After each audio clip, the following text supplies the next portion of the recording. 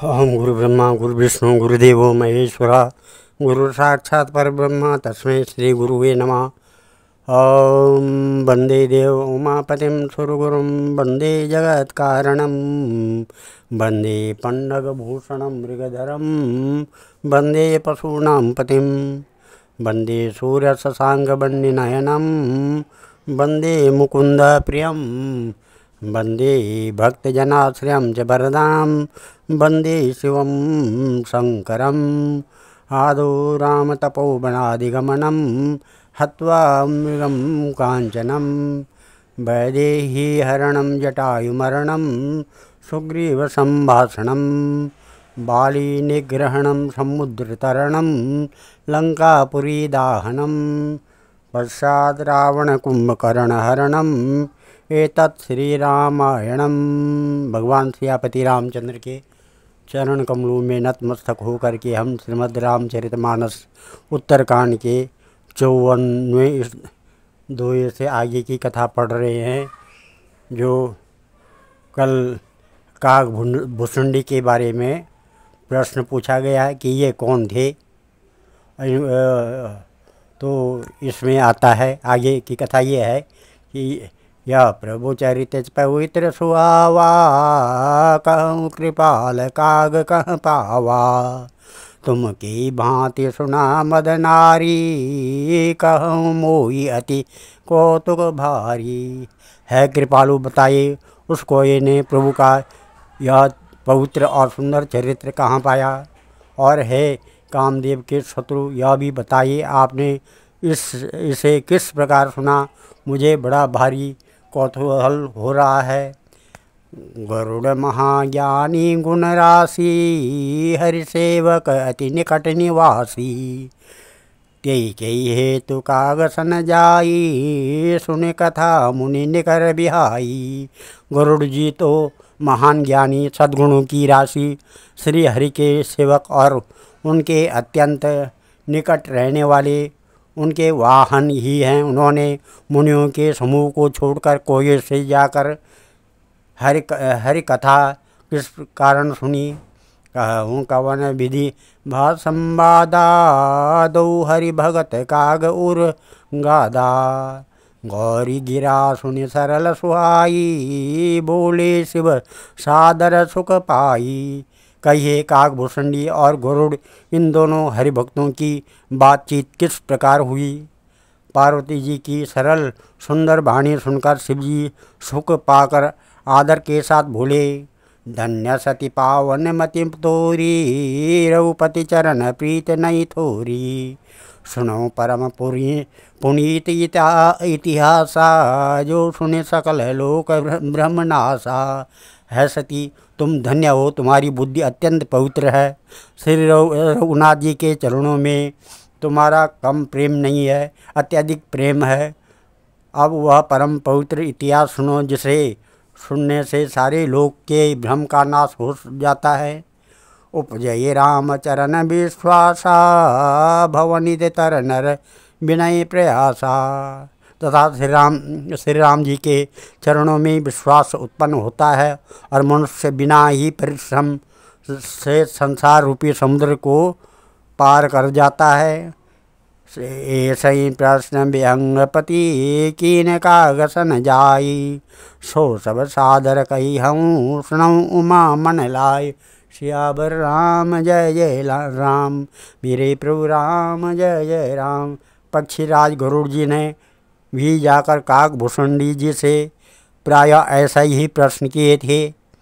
है उमा, मैं वह सब आदर सहित कहूँगा, तुम मन लगाकर सुनो। मैं जिम कथा सुनी भवमोचनी सो प्रसंग सुन सुमुखी सुलोचनी। प्रथम दक्ष गृह तब अवतारा सती नाम तब रहा तुम्हारा। मैंने जिस प्रकार वह भव जन्म मृत्यु से छुड़ाने वाली कथा सुनी है सुमुखी है सुलोचनी, वह प्रसंग सुनो। पहले तुम्हारा अवतार दक्ष के घर हुआ था, तब तुम्हारा नाम सती था। दक्ष यज्ञ तब भा अपमाना तुम अति क्रोध तजे तब प्राणा मम अनुचरण कीन मख भंगा जानऊ तुम सो सकल प्रसंगा। दक्ष के यज्ञ में तुम्हारा अपमान हुआ, तब तुमने अत्यंत क्रोध करके प्राण त्याग दिए थे और फिर मेरे सेवकों ने यज्ञ विध्वंस कर दिया था। वह सारा प्रसंग तुम जानती ही हो। तब अति सोच भयं मन मोरे दुखी भयं वियोग प्रिय तोरे। सुंदर बन गिरित सरित तड़ागा कौतुक देखत फिरऊँ विरागा। तब मेरे मन में बड़ा सोच हुआ और हे प्रिय, मैं तुम्हारे वियोग से दुखी हो गया। मैं विरक्त भाव से सुंदर वन पर्वत नदी और तालाबों का कौतुक दृश्य देखता फिरता था। गिरि सुमेर उतर जिस दूरी नील शैल एक सुंदर भूरी। तासु कनकमय शिखर सुहाये चारि चारु मोरे मन भाये। सुमेरु पर्वत की उत्तर दिशा में और भी दूर एक बहुत ही सुंदर नील पर्वत है। उसके सुंदर स्वर्णमय शिखर हैं। उनमें से 4 सुंदर शिखर मेरे मन को बहुत ही अच्छे लगे। तीन पर एक बिटप विशाला बट पीपर पाकरी रसाला। शैलो परिसर सुंदर सोहा मन सोपान देख मन मोहा। उन शिखरों में एक एक पर बरगद पीपल पाकर और आम का एक एक विशाल वृक्ष है।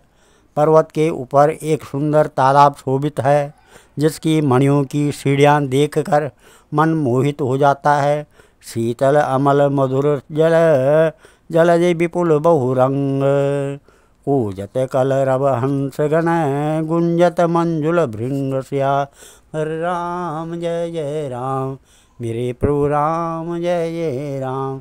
उसका जल शीतल निर्मल और मीठा है। उसमें रंग बिरंगे बहुत से कमल खिले हुए हैं। हंसगण मधुर स्वर से बोल रहे हैं और भौरे सुंदर गुंजार कर रहे हैं। ते गिरे सुचिर बसाए खग सोई तासु नाम कल्पांत न होई। माया कृत गुण दोष अनेका मोह मनोज आदि अविवेका। उस सुंदर पर्वत पर वही पक्षी काकभूषणी रहता है। उसका नाश कल्प के अंत में भी नहीं होता। माया रचित अनेकों गुण दोष मोह काम आदि अविवेक रहे व्यापी समस्त युग माही। ते गिरि निकट कबहु नहीं जाई। तहाँ बसी हरय भजैं जिम कागा सो सुन उमा सहित अनुरागा। जो सारे जगत में छा रहे हैं उस पर्वत के पास भी कभी नहीं फटकते हैं। वहाँ बस कर जिस प्रकार वह काक हरि को भजता है उमा, उसे प्रेम सहित सुनो। पीपर तर तर ध्यान सुधरई जाप यज्ञ पाकर तर करई। आम्ब छाह कर मानस पूजा तजी हरि भजन काजु नहीं दूजा। वह पीपल के वृक्ष के नीचे ध्यान लगाता है, पाकर के नीचे जप यज्ञ करता है, आम की छाया में मानसिक पूजा करता है। श्री हरि के भजन को छोड़कर उसे दूसरा कोई काम नहीं है।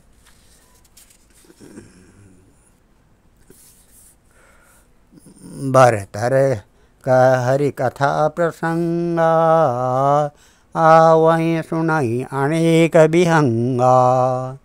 रामचरित विचित्र विधि नाना प्रेम सहित कर सादर गाना। बरगद के नीचे वह श्री हरि की कथाओं के प्रसंग कहता है। वहाँ अनेकों पक्षी आते और कथा सुनते हैं। वह विचित्र रामचरित्र को अनेकों प्रकार से प्रेम सहित आदरपूर्वक गान करता है। सुनई सकल मति विमल मराला, बसई निरंतर जेते ही ताला। जब मैं जाई सो कौतुक देखा, उर उपजा आनंद विशेषा। सब निर्मल बुद्धि वाले हंस जो सदा उस तालाब पर बसते हैं, उसे सुनते हैं। जब मैंने वहाँ जाकर यह कौतुक दृश्य देखा, तब मेरे हृदय में विशेष आनंद उत्पन्न हुआ। तब कछु काल मराल तनु धरिता कीन निवास, सादर सुनि रघुपति गुण पुण्य आयऊँ कैलास। तब मैंने हंस का शरीर धारण कर कुछ समय वहाँ निवास किया और श्री रघुनाथ जी के गुणों को आदर सहित सुनकर फिर कैलाश को लौट आया। गिरिजा कहूँ सो सब इतिहासा, मैं जय समय गयऊँ खग पासा। अब सो कथा सुनहूँ जय हेतु, गयऊँ काग पै खग कुल केतु। है गिरजे, मैंने वह सब इतिहास कहा कि जिस समय मैं काकभूषुंडी के पास गया था। अब वह कथा सुनो, जिस कारण से पक्षी कुल के ध्वजा गरुड़ जी उस काक के पास गए थे। जब रघुनाथ कीन रन क्रीड़ा, समुझत चरित होत मोहि बीड़ा। इंद्रजीत कर आप बधायो, तब नारद मुनि गरुड़ पठायो। जब श्री रघुनाथ जी ने ऐसी रणलीला की, जिस लीला का स्मरण करने से मुझे लज्जा होती है, मेघनाद के हाथों अपने को बंधा लिया। तब नारद मुनि ने गरुड़ को भेजा। बंधन काटी गयो उर्गादा, उपजा हृदय प्रचंड विषादा। प्रभु बंधन समुझत बहु भांति, करत विचार उरग आराती। सर्पों के भक्षक गरुड़ जी बंधन काट कर गए। तब उनके हृदय में बड़ा भारी विषाद उत्पन्न हुआ। प्रभु के बंधन को स्मरण करके सर्पों के शत्रु गरुड़ जी बहुत प्रकार से विचार करने लगे। व्यापक ब्रह्म बिरज बागीसा, माया मोह पार परमीसा। सो अवतार सुनेऊ जग माई, देखऊँ सो प्रभाव कछु नाई। जो व्यापक विकार रहित वाणी के पति और माया के मोह से परे ब्रह्म परमेश्वर हैं। मैंने सुना था कि जगत में उन्हीं का अवतार है, पर मैंने उस अवतार का प्रभाव कुछ भी नहीं देखा। भवबंधन ते छूटहि नर, जप जा कर नाम। खर्व निशाचर बांधेहूँ, नाग पास सो राम सिया। राम जय जय राम, रे प्रभु राम जय जय राम। जिनका नाम जप कर मनुष्य संसार के बंधन से छूट जाते हैं, उन्हीं राम को एक तुच्छ राक्षस ने नागपाश से बांध लिया था। और आज इस कथा को हम यहीं पर विराम देते हैं। कल श्रीमद् रामचरितमानस उत्तरकांड के 58 से आगे की कथा सुनेंगे। ओम नमः। मंगलम भगवान विष्णु, मंगलम गरुड़ध्वजा, मंगलम पुंडरीकाक्ष मंगलाय तनोहरि।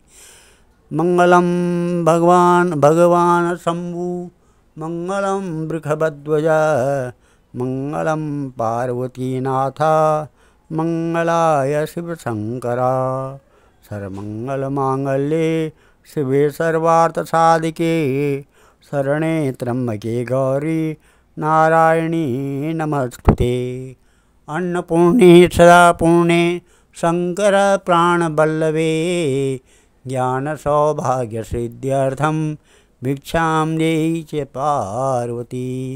या श्री स्वयं सुकृतना भुवनेश्वरलक्ष्मीं पापात्मनां कृतधियां हृदय सुबुद्धि सरदा सतां कुलजन प्रभवस्य लज्जा तात्वां नता स्म परिपालय देवी विश्वं।